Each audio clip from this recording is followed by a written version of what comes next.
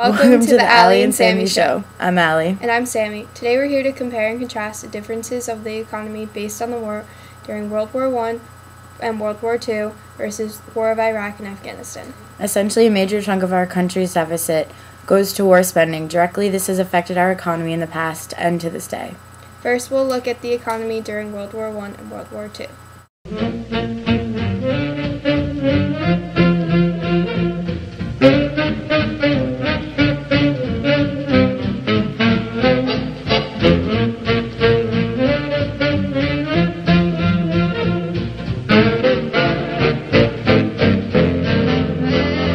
1915, the U.S. made a lot of loans to the UK, which quickly helped boom the economy and lead to the Roaring Twenties.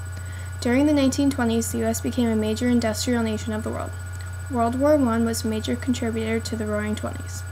Economy grew largely due to its war involvement with the production of war materials. The economy dropped and so began the Great Depression. Once war materials were no longer in demand.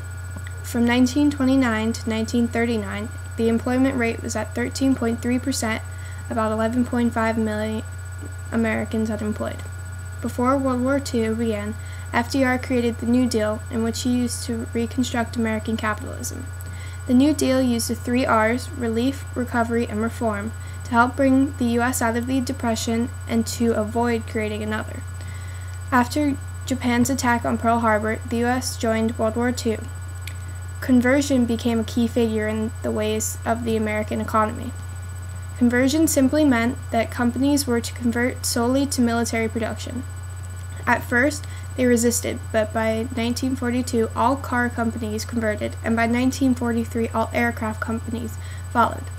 From 1941 to 1945, the U.S. imported about 32.5 million worth of goods through the Lend-Lease, which helped bring products to allies. Within that time, the U.S. spent 5.9 million weapons, 2.8 million tanks and trucks, 27,000 aircraft were sent to the Allies. These are said to be the victory of the Allies. In 1940, the unemployment dropped from 5.3 million Americans from 11.5. To help pay for war costs, America raised taxes for its citizens, in which half of the taxes went to the war. Women replaced men in the workforce to keep production going and keep jobs open.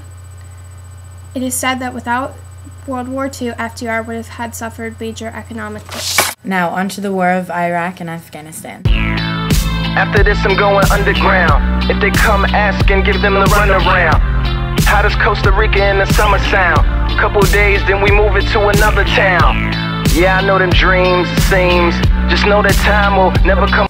It was stated that the government had spent more than $522 billion on the war already, with another $70 billion already built up for 2008. On October 2007, it was said that the U.S. had already spent $368 billion on military for Iraq and another $200 billion on Afghanistan. It's estimated that the cost of Iraq war by 2017 will top to $1 trillion, plus an extra $705 billion in investment payments, and the total cost of the Iraq and Afghanistan wars combined could reach $2.4 trillion. 1 million jobs were lost because of the Iraq budget.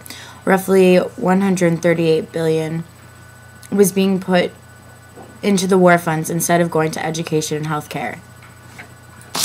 Unemployment rates are skyrocketing. As of January 2007, there were 7.6 million people unemployed, about 4.9%. Unemployment rates rising like that are just foreshadowing a crumbling economy. It's projected that the unemployment rates are going to fall to about 4.3% in the near future. Not only have the wars affected the economy by getting into debt, our oil supply has been greatly affected. We get our oil from Iraq, and while the war started, the prices have skyrocketed. So how could we have spent the money differently? In 2007, the Iraq budget was $130 billion. The government could have provided 45 million Americans with medical-level health insurance. We could have also built 400 schools and hired 30,000 new school teachers. The money could have also provided weatherization for about 1.6 million existing homes, reducing energy consumption for these homes by 30%. Overall, our economy has become a job killer. That is all the time we have today. We'll see you next time on the Allie and Sammy Show.